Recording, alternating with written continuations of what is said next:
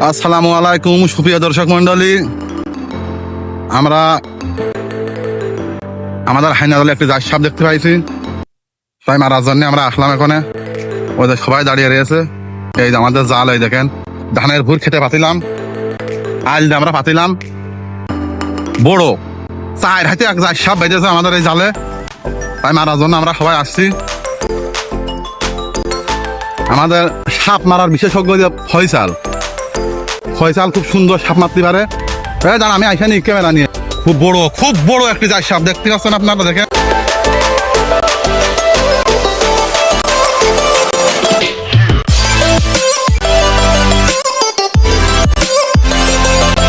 অনেক বাড়ি করতে, তারপরেও মা মরতেছ না। 2 জন বাইরে হচ্ছে সমান তালে 2 জন বাইরে হচ্ছে। আপনাদের দেখাবো। কস মারো এবার বাইরে নিয়ে।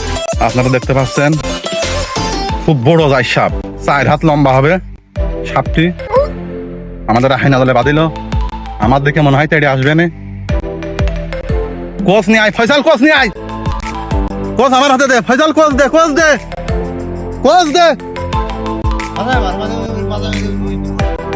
আমি আসলে সাপ মারে তোরা প্রচুর ইকবাল চামাইতেছে। দেখেন অনেক বড় জাত সাপ, খুব ভয়ঙ্কর জাত সাপ। আপনারা খুব সাবধান থাকবেন সাপ থেকে।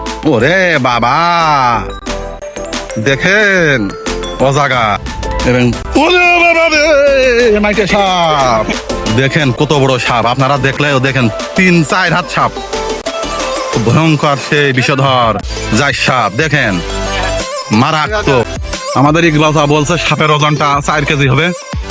যদি কেউ কেজি ধরে কিনতে চান তাহলে আমাদের সাথে যোগাযোগ করবে। ফুল 4 হাত লম্বা এই সাপটা এখন পুরাবো আমরা। আমাদের ইকবাল সাহেব খুব সাপ মারতে পারে। আপনাদের যদি কোনো সাপ মারার দরকার হয় আমাদের সাথে যোগাযোগ করবেন। আমরা এই আমিনকে নিয়ে ইকবাল সাহেবকে নিয়ে চলে যাবো। এবং আমাদের ছোট সদস্য আছে ফয়সাল, সেও খুব সাপ মারায় পটু। এই সাপটা আমরা মেরে নিয়ে আসলাম হাইনা জাল থেকে, যাকে বলা হয় চাইনা জাল।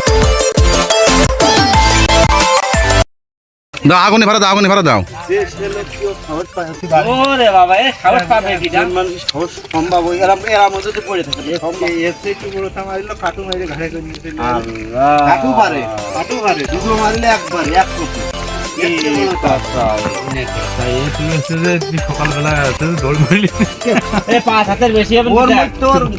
আমি হলে মানে ধানের একটা থাকতো না। ভাঙতে চুতে আমার হুবড়ি খেয়ে পড়ে আমার কাজ সারা হইতো।